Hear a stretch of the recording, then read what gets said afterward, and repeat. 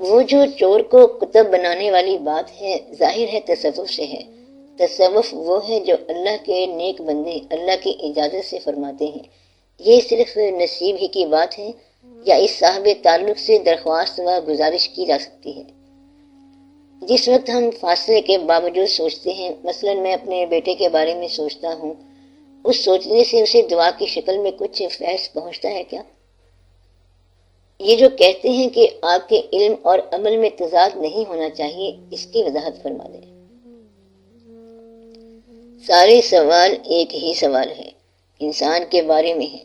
عمل کتنا ہے، فکر کتنا ہے، عمل اور فکر میں نسبت کیا ہے، توبہ کیا ہے، کیا یہ علم کا حصہ ہے یا کوئی مافوق العلم چیز ہے، اور روحانی مرتبت کیا ہے، اور فکر اور توجہ کی پہنچ کہاں تک ہے؟ یہ ہیں سارے سوال۔ سوال ایک ہی بنتا ہے کہ اصل میں جو انسان ہے اس کا نام اگر انسان کی بجائے غوث رکھ دیا جائے تو اس کی زندگی میں کیا فرق پڑے گا؟ اگر انسانوں میں آپ کو ولی کہہ دیا جائے تو پھر آپ پر کون سا اثر پڑ جائے گا؟ اور کیا ایسا ممکن ہے کہ ایک نارمل انسان کو کوئی اہلیت کا مقام عطا کیا جائے؟ بات اصل میں بڑی آسان سی ہے۔ پہلے تو آپ کا سوال کہ آپ کے خیال میں دور بیٹھا ہوا آپ سے متعلق جو انسان ہے اس پر اثر پڑتا ہے یا نہیں؟ جب اس کے دور ہونے سے آپ پر اثر پڑ رہا ہے تو اس پر اثر کیوں نہیں پڑے گا؟ اس لیے یہ سوال اپنے جواب کے پاس ہی بیٹھا ہے، یہ مشکل بات نہیں ہے۔ ویسے بھی کہتے یہ ہیں کہ دور کی توجہ بڑی مؤثر ہوتی ہے۔ توجہ کی رینج کا تعلق فاصلے سے نہیں ہے۔ فاصلے دو طرح کے ہوتے ہیں، جغرافیائی یعنی میلوں کے حساب سے، اور وقت کے فاصلے، صدیوں کے فاصلے۔ تو یہ بات واضح ہو گئی کہ فاصلے دو قسم کے ہوتے ہیں، ایک زمان کا اور دوسرا مکان کا۔ اصل زمان و مکان کو اگر فاصلوں میں ناپو تو بات سمجھ میں آ جاتی ہے۔ مثلا جو آپ کا متعلق انسان امریکہ میں ہے، یہ فاصلہ مکان کا ہے، ڈسٹنس ہے، جغرافیے کا۔ جو آپ اکبر بادشاہ کا ذکر پڑھ رہے ہیں، یہ تاریخ کا فاصلہ ہے۔ یہ دو فاصلے ہی ہماری زندگی میں اثر انداز ہوتے ہیں اور ہم کو کنفیوز کرتے رہتے ہیں، اور ہم ان فاصلوں میں کنفیوز ہوتے رہتے ہیں۔ جس ذات کو ہم یاد کر رہے ہیں اگر وہ جغرافیائی فاصلے میں موجود ہو تو یہ جغرافیائی فاصلہ ہے، اور اگر وہ ذات ہم نے تاریخ سے حاصل کی ہے تو یہ وقت کا فاصلہ ہے۔ پھر بھی وہ ذات توجہ کے ساتھ متعلق ہوگی۔ توجہ یہ ہوتی ہے کہ جب آپ پکارتے ہو کسی اسم کو یا حرف ندا کے ساتھ کوئی اسم گرامی پکارو تو وہ اسم گرامی اپنی ذات کے ساتھ اس زمانے میں موجود نہیں ہے، فریاد اس زمانے میں ہے۔ اول تو آپ سمجھیں کہ اس ذات کا فیض ہے کہ اس زمانے میں آپ اس کو پکار رہے ہیں، تو اس تعلق کو پکار بنایا گیا۔ انہوں نے یہ پکار خود عطا کی ہے۔ آپ اگر سمجھدار ہوں تو جان لیں کہ جو حرف پہچان بغیر زبان پر آیا تو یہ آپ کا کام نہیں ہے، یہ عطا ہو گئی ہے۔ جب آپ جانتے نہیں ہیں تو آپ نے کیسے پکارا اور یا علی علیہ السلام کہہ دیا؟ کیا آپ کو حضرت علی کرم اللہ وجہ ملے؟ نہیں۔ کوئی اشارہ؟ نہیں۔ کہتا ہے اندر سے بات نکلی۔ جو اندر سے بات نکلی ہے یہ عطا ہوتی ہے۔ گویا کہ جو اسم آپ پکار رہے ہیں اس میں ذات میں توجہ کر کے آپ کو اس اسم کی آواز بلند کرنے کا حکم ہوا۔ جب آپ پکارتے ہیں تو وہ اسم اپنی ذات کو پکارتا ہے، پھر اس اسم کے مطابق وہ ذات ویسے ہی فیض دیتی ہے، تو دونوں کام ذات کے اپنے ہو گئے۔ یعنی اس ذات نے پہلے پکار دی اور پھر پکار پر لبیک کہا۔ تو اللہ کریم جب آپ کو اپنا نام پکارنے دے تو یہ دو باتیں یاد رکھو کہ پہلے نام دیا اور پھر نام لینے کے بعد جواب دیا، پھر احسان کر دیا۔ اللہ نے پہلے آپ کو دعا کا شعور دیا اور دعا کی ضرورت بن کر پھر دعا منظور بھی اس نے آپ ہی کرنی ہے۔ یہ جو اجازت ہے اس میں دونوں فاصلے طے ہو جاتے ہیں۔ جب آپ مرضی کے کسی بزرگ کو پکارتے ہیں تو تاریخ کا فاصلہ مکمل ہو جاتا ہے، درمیان میں صدیوں کا فاصلہ ہو سکتا ہے، لیکن آپ کے پاس وہ فریاد ایسی ہے جیسے آپ کسی زندہ انسان کو پکار رہے ہوں کہ جہاں پناہ بادشاہ سلامت، آپ ذات کو پکارتے ہو۔ حالانکہ درمیان میں فاصلہ جغرافیہ کا بھی ہے، تاریخ کا بھی ہے۔ تو میں کہہ رہا تھا کہ توجہ حاصل کرنا یا توجہ دینا، اس کا تعلق صرف تعلق کے ساتھ ہے۔ جو ذات آپ سے متعلق ہے وہ چاہے تاریخ کے فاصلے میں ہو، چاہے جغرافیہ کے فاصلے میں ہو، وہ آپ سے متعلق رہے گی۔ اس لیے آپ اپنی پکار کو ضرور دیکھا کریں کہ یہ تاریخ کے فاصلے طے کر رہی ہے۔ اس میں ڈسٹنس جو ہے وہ میٹر نہیں کرتا، اس میں صرف خلوص میٹر کرتا ہے۔ آپ کو آج بھی ایسے لوگ ملیں گے جنہوں نے پکارا ہے۔ ڈوب جانے کے جب آثار نظر آتے ہیں، کالی کملی میں وہ سرکار نظر آتے ہیں صلی اللہ علیہ وآلہ وسلم، تو وہ نظر آتے ہیں۔ اور یہ ٹھیک کہہ رہے ہیں، توجہ سے، پکار سے، فریاد سے، خلوص سے رابطہ قائم ہو جاتا ہے، دونوں چیزیں ہو جاتی ہیں۔ اس سوال کا جواب یہ ہو گیا کہ دور فار رہنے والے آپ کے اندر بصورت یاد رہتے ہیں اور کورسپونڈنگلی آپ سے یاد لیتے ہیں، آپ کو توجہ سے پکارتے ہیں اور مقابلے میں آپ سے توجہ میں پکار حاصل کرتے ہیں۔ لہذا فیصلہ یہ ہو گیا کہ جس کو آپ یاد کر رہے ہیں وہ بھی کسی نہ کسی صورت میں آپ کو یاد کر رہا ہے، اور یہ تعلق چونکہ نیکی کا تعلق ہے اس لیے وہ پکار رہا ہے۔ آپ کو ضرورت کا احساس ہو رہا ہے کہ خالی پکار نہیں ہے بچہ، یہ خالی پکار نہیں ہے بچہ ماں کو پکارتا ہے تو ماں اسے سلا تو نہیں دیتی، بلکہ اس بچے کا مسئلہ حل ہو جاتا ہے۔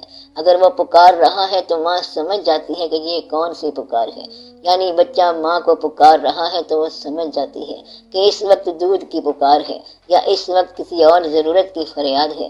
بچہ جب جوان ہو کر پکارتا ہے تو اور ضرورتوں کی فریاد کرتا ہے کہ دیکھو ہماری زندگی کے بارے میں کچھ غور و فکر کرو۔ گویا کہ پکار ندا اپنے اندر تمام ضروریات سمیٹتی ہے، اور جس کو پکارا جائے وہ ضروریات کے مطابق اس کا جواب دیتا ہے یا جواب بن جاتا ہے۔ باقی رہ گیا سوال عمل کا۔ عمل اگر عمل کے ساتھ کورسپونڈنٹ نہ ہو، علم ہر چند کے علم سے متعلق ہو، وہ علم ویسا نہیں ہوگا۔ اس کا مطلب یہ ہے کہ اگر سچی بات کر دی جائے تو ہر آدمی صاحب تاثیر نہیں بن جاتا۔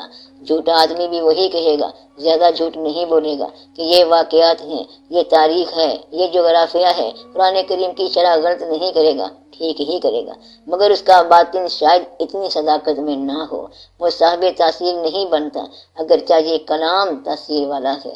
اس کا مطلب یہ ہوا کہ قرآن کریم کی اس بات، اس علم کے لیے ایک عمل درکار ہے۔ جس ذات صلی اللہ علیہ وسلم پر قرآن نازل ہو وہ ذات کتاب سے کم مقدس نہیں ہے، اس ذات کا عمل بھی کلام مجید کی ایک آیت ہی سمجھو۔ اب یہ جو قرآن آپ بول رہے ہیں یا پڑھ رہے ہیں، اس قرآن کا ایک کورسپونڈنٹ عمل ہے جو اس کے علم کے ساتھ ہے۔ اگر وہ عمل آپ کی نگاہوں سے اوجھل ہو تو پھر یہ عین ممکن ہے کہ ہدایت بھی آپ کے لیے گمراہی کا سامان ہو۔ آپ صرف ایسا علم بیان کر رہے ہیں جس کا آپ نے عمل نہیں دیکھا۔ معاف کر دینا ایک علم ہے۔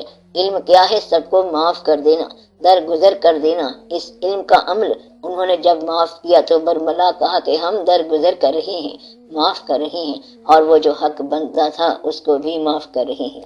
مقابلے میں جنگ کرنے والوں کو معاف کر رہے ہیں کہ آج تمہارے ساتھ کیا سلوک کیا جائے گا تم جانتے ہو، ہمیں علم نہیں ہے کہ آپ ہمارے ساتھ کیا سلوک کریں گے۔ میں تمہارے ساتھ وہی سلوک کروں گا جو میرے بھائی یوسف علیہ السلام نے مجھ سے پہلے کیا۔ آج کے دن تمہیں کوئی گرفت نہیں ہے، میں یہ سلوک کروں گا کہ میں نے تمہیں معاف کر دیا۔ وہ جو سلوک ہے سزا کے وقت معاف کرنے کا، تو وہ کر کے دکھایا کہ یوں معاف کیا جاتا ہے۔ اب جب تک یہ عمل آپ کی نگاہ میں نہ ہو، معاف کرنے کا علم آپ کو سمجھ نہیں آ سکتا۔ معاف کیسے کیا کرتے ہیں؟ آپ کہیں گے کہ اس کو کیسے معاف کرتے؟